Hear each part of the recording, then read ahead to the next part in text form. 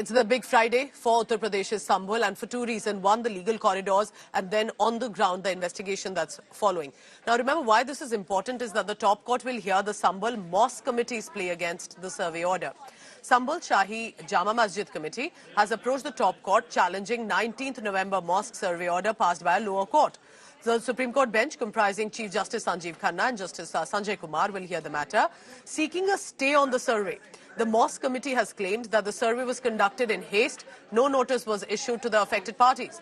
Meanwhile, security has been tightened in Sambhal ahead of the first Jummeh ki Nawaz since the violence that unfolded. And therefore, because a big congregation is expected to ensure that the Friday prayers are in peace, security has been watertight to prevent untoward incident. Judicial Commission, meanwhile, has been formed to investigate the Sambhal violence and basically to probe if this was a pre-planned conspiracy or erupted spontaneously suddenly. The violence, remember, took place on 24th November. Protesters gathered near the mosque premises, clashed with security personnel. There was pelting, arson and much worse, in which serious injuries were caused.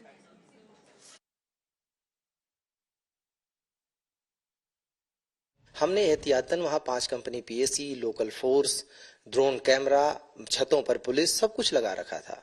बहुत congested area है, वो सघन बस्ती है। एक सामने का ही मोहल्ला है, उसमें 50,000 के करीब लोग होंगे। तो हमने बैरिकेडिंग भी की थी कि लोग वहां आने न पावें। अब वहां पे 8 बजे के करीब जब लोगों ने वहां इकट्ठे होके नारे लगाने शुरू किए तो उनको समझा बुझा के वापस किया गया। लेकिन फिर 9:30 के आसपास लोग वहां पे इकट्ठे होके 9:40 के आसपास 9:45 लोगों ने मस्जिद के ऊपर ही पत्थर चलाने शुरू कर दिए।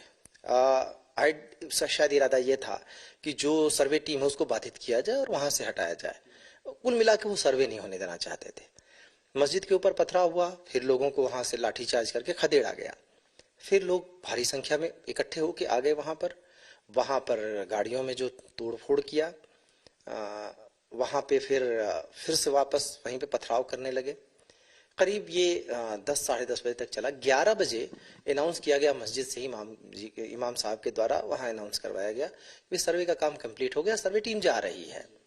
और सर्वे टीम जाने, अब आप लोग भी अपने अपने घर चले जाइए, बजाय जाने के भारी संख्या में फिर से पथराव किया गया। हम लोग लगातार अपने क्षेत्र के सभी धर्मगुरुओं के साथ संपर्क में रहते हैं। अभी कुछ दिनों से लगातार थाना क्षेत्रों में भी हमारी हर थाना क्षेत्र में लगभग पीस कमेटी की मीटिंग हुई है। जितने हमारे मस्जिद के मौलाना हैं, बाकी अमन कमेटी के लोग हैं, उनके साथ भी हमारी एक बहुत बृहद मीटिंग हुई है।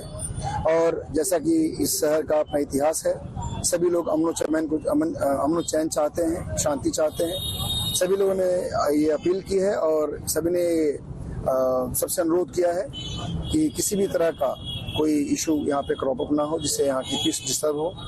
तो ये कहीं ना कहीं समाजवादी पार्टी की जो विधानसभा में उपचुनाव में परिणाम आए हैं वो झीक है, उनकी खीज है।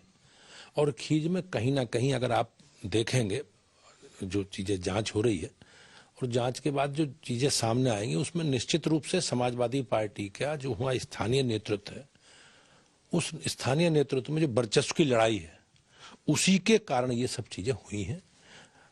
और हमारी सरकार माननीय मुख्यमंत्री जी के नेतृत्व में संकल्पित है कि जो भी दोषी हैं, जिन्होंने नैतिक काम में जिनकी संलिप्तता पाई गई है या पाई जाएगी, सरकार सबके खिलाफ कठोर कार्रवाई करेगी। एसपीडीएम पूरा प्रशासन तैयार बैठा था, जैसे कोई और काम ही नहीं था कि तुरंत पहुंच गए, सर्वे हो गया, हो भी गया, लेकिन जो मकसद था वो पूरा नहीं हुआ था। उस दिन मकसद तो दूसरा था, मकसद तो अशांति फैलाना था, मकसद तो लोगों को मारना था, बांटना था। तो उस मकसद को पूरा करने के लिए फिर 24 तारीख को